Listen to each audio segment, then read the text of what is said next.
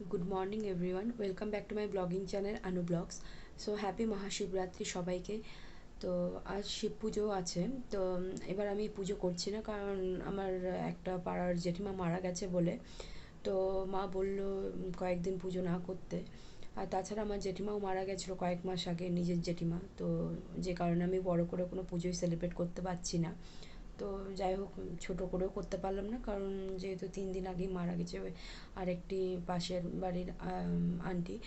তো যাই হোক, উপবাস তো করিনি, কিন্তু হ্যাঁ, ভাতও খাইনি। তো আজকে বানাবো হচ্ছে গিয়ে সাবুদানার খিচুড়ি। তো রেসিপিটি দেখতে থাকুন, সঙ্গে থাকুন। সাবুদানার খিচুড়ি বানানোর জন্য প্রথমে এখানে ধনে জিরে শুকনো লঙ্কা নিয়ে একটি শুকনো খোলার মধ্যে ভালো মতন গরম করে নিয়েছি। তো মানে বিনা তেলে হচ্ছে গিয়ে ভেজে নিয়েছি।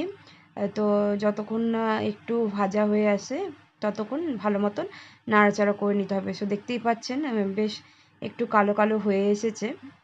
তো এরপরে হচ্ছে গিয়ে সাবুদানাটাকে নিয়ে ওটাকে হচ্ছে গিয়ে না ভিজিয়ে প্রথমে হচ্ছে গিয়ে কড়াইয়ের মধ্যে দিয়ে দিলাম, তেল কিংবা জল ছাড়াই। ভালো মতো নাড়াচাড়া করে নিতে হবে। আর এরপরে হচ্ছে গিয়ে যতটা পরিমাণ সাবুদানা ততটা পরিমাণ হচ্ছে মুগ ডালও নিয়ে সাবুদানা আর মুগটাকে একবারে নিয়ে একসাথে ভালো মতন 4 থেকে 5 মিনিট মতন ভালো মতন নাড়াচাড়া করে গরম করে নিতে হবে, ভেজে নিতে হবে, যাতে পুড়ে না যায়। তো দেখতেই পাচ্ছেন এখানে বেশ হয়েই এসেছে। তো এরপরে যেটা করবেন, সেই শুকনো খোলা থেকে তুলে নিয়ে একটা বাটিতে জল নিয়ে ভালো মতন ধুয়ে নিতে হবে 2-3 বার মতন। সো দেখুন এখানে আমি ধুচ্ছি। তো ধোয়া হয়ে গেলে পরে এই প্রথমের যে জলটা আছে 2-3 বার ধুয়ে ফেলে দেবেন। তো এর মধ্যে আপনারা সবজিপাতি যা হয়, যেমন আলু, গাজর, ক্যাপসিকাম বা বিনস যা আছে আপনাদের কাছে সবজি, ফুলকপি অ্যাড করতে পারেন। সো আমার কাছে কিছুই ছিল না, তাই আমি হচ্ছে গিয়ে আলু আর টমেটো দিয়েই করব। সো প্রথমেই হচ্ছে গিয়ে গরম তেলের মধ্যে যে আলুটাকে ভেজে নিলাম। আলুটা ভেজে নেওয়ার পর হচ্ছে গিয়ে আলুটাকে এক সাইড করে নিয়ে কিছুটা চিনাবাদামও দিয়ে দিয়েছিলাম পরিমাণ মতন। সো কারণ খিচুড়িতে যতটা আপনি চিনাবাদাম দেবেন তত বেশি খেতে টেস্ট হয়, কারণ আমার সেদ্ধ চিনাবাদাম খেতে খুব ভালো লাগে। সো এরপরে হচ্ছে গিয়ে এক সাইডে আলুটা আর চিনাবাদামটা ভাজা হয়ে গেলে পরে সাইডে হচ্ছে গিয়ে ফোড়ন দিয়ে দিলেন, গোটা জিরে আর কাঁচা লঙ্কা, সরি শুকনো লঙ্কা। আমার কাছে কাঁচা লঙ্কাও ছিল না, মানে আমি দেখুন এতটাই ভুলক্কর মানুষ, ভুলে গেছিলাম কিনে আনতে। তার জন্যই হচ্ছে গিয়ে শুকনো লঙ্কা দিয়ে ফোড়নটা দিলাম।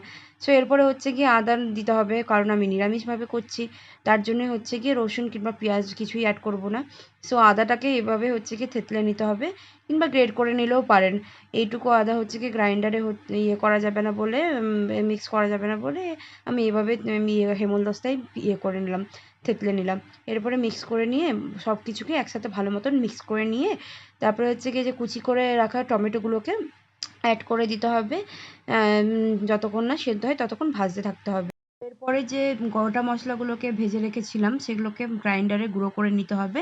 নিয়ে সেই আলু আর টমেটোর মধ্যে দিয়ে ভালো মতন নাড়াচাড়া করে ভেজে নিতে হবে যতক্ষণ না মশলাটা ভাজা হয়ে যায়।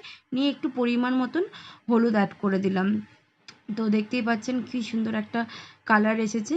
কিন্তু হ্যাঁ, একটা কথা বলে রাখি, আপনারা যদি এইভাবে শুকনো খোলায় মশলা হচ্ছে গিয়ে গরম করে যদি গ্রাইন্ড করেন তাহলে জিনিসটা একটু কালো কালো হয়ে যায়, কিন্তু প্রবলেম নেই। নিয়ে এরপরে পরিমাণ মতন লবণ দিয়ে দিলাম। সো লবণ তো সবসময় স্বাদ অনুসারেই দেওয়া উচিত। এরপরে হচ্ছে গিয়ে সেই ধুয়ে রাখা সাবুদানা আর এই মুগ ডালটাকে হচ্ছে গিয়ে অ্যাড করে দিয়ে ভালো মতন নাড়াচাড়া করতে হবে একটু, যতক্ষণ না একটু ভাজা হয়ে আসে। সো সব কিছু একবারে মিক্স করে ভালো মতন ভেজে নিতে হবে। তো দেখতেই পাচ্ছেন কালারটা কি সুন্দর এসেছে, বেশ মশলাদার আর একটু টেস্টিও লাগছে দেখতে। এরপরে হচ্ছে গিয়ে পরিমাণ মতন জল অ্যাড করে দিবেন। তো যতটা আপনার জল দেওয়ার মতন থাকে, আপনি পাতলা খেতে চান নাকি ঘন, এমনিতেও সাবুদানা তো এমনিতেও ঘন হয়েই যাবে। সো দেখুন বেশ ফুটে এসেছে 10 মিনিট করার পরেই। সো একটু পরিমাণ মতন গরম মশলা আর ধনেপাতা কুচি আর কিছুটা পরিমাণ মতন ঘি দিয়ে ঢাকিয়ে দেবেন। ব্যাস হয়ে গেল আপনার সাবুদানার খিচুড়ি। এভাবে রেডি করে দেখবেন, আপনাদেরও খুব ভালো লাগবে, খুবই খেতে টেস্টি হয়। সো রেসিপিটি ট্রাই করতে একদম ভুলবেন না। সো এরপরে হচ্ছে গিয়ে আমিও হচ্ছে প্লেটের মধ্যে খাওয়া দাওয়া রেডি করে নিয়েছি। তো দেখতেই পাচ্ছেন সাবুদানার খিচুড়ি পাঁপড় ভাজার 2 রকমের আমের আচার, যেটা আমার মায়ের হাতের বানানোর। সো এই হচ্ছে কি আমার দুপুরের লাঞ্চ এর মেনু। তো এবার আমি খেয়ে নিয়ে বেরিয়ে পড়েছিলাম সন্ধ্যাবেলায় একটি শিব মন্দিরে। সো যাই হোক, শিব পুজোর দিন মন্দিরে যাব না, হতেই পারে না। সো আগের বছর আমি কোনো মন্দিরেই যেতে পারিনি ঠিক মতন করে।